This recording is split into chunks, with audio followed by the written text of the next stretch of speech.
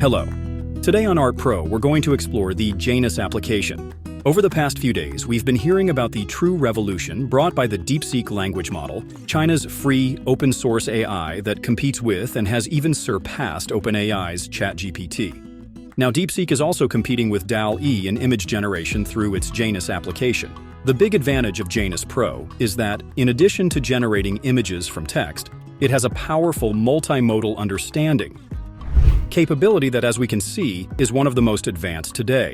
This means it can analyze images and answer questions about them, such as identifying objects, explaining images with abstract concepts, and even reading complex mathematical equations.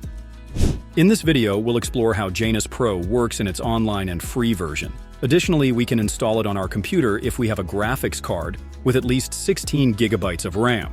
There's also a simpler version for less powerful devices. Let's dive into the latest in artificial intelligence applied to images with Janus Pro from DeepSeek.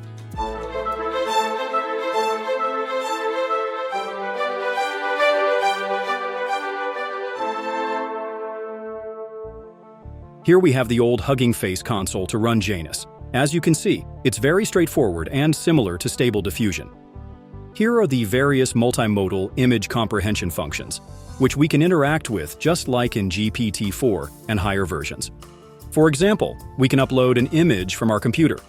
This one, which isn't too simple. Not only can we upload images from our device, but we can also interact via webcam or even take screenshots from our desktop. In the question field, we can enter our query. In this case, I asked Janus to describe the image to see if it could process and interpret it correctly. What could this be useful for? For example, to generate ideas or create similar images using this description or similar one. We'll see this in a moment. Once ready, click the chat button, and it starts generating a response. Here's the process. After a few seconds, we have the response.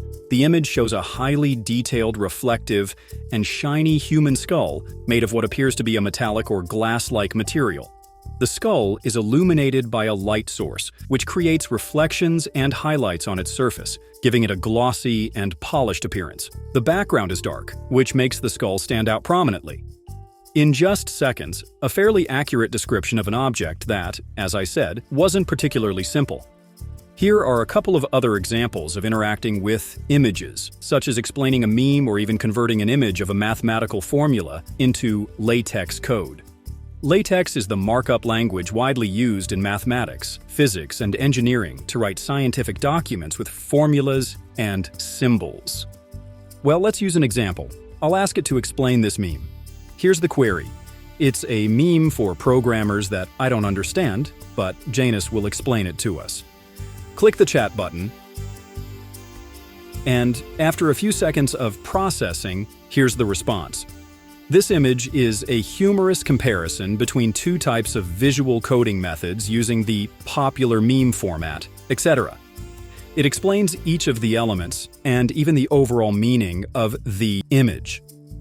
It says, the meme humorously contrasts the strength and efficiency of two different visual coding methods. The buff doge represents a more advanced, powerful, and robust method, while the sheems represents a simpler, less powerful method. This could be interpreted as a commentary on the evolution of visual coding techniques, where deep learning and advanced neural networks are considered more advanced and effective compared to traditional methods.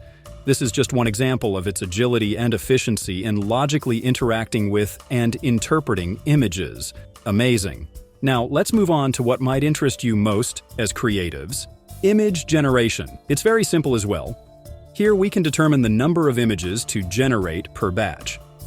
If we scroll down, it provides several suggestions for text-to-image generation.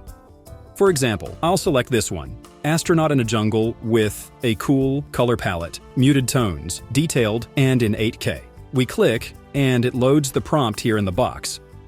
Here's a default seed code, familiar to those who follow the channel through applications like Stable Diffusion or Midjourney. Then click the Generate Images button. Wait in the queue for just a few seconds, and it starts generating. Here, it shows the estimated time, about 39 seconds. And here's our astronaut in a jungle with a cool color palette. But not bad, right? Let's try another, more extensive description. We can describe it in a much broader and natural way without the typical syntax of image generation applications where we have to order terms by relevance. The description sounds natural, like this. The image features an intricately designed eye set against a circular backdrop, adorned with ornate swirl patterns that evoke both realism and surrealism. At the center of attention is a strikingly vivid blue iris, surrounded by delicate veins radiating outward from the pupil to create depth and intensity, etc. Very, very detailed and filled with adjectives to be as precise as we want. Let's see if it interprets it as well as it should. Click Generate. After a few seconds, here are the 5 images. The quality isn't bad at all.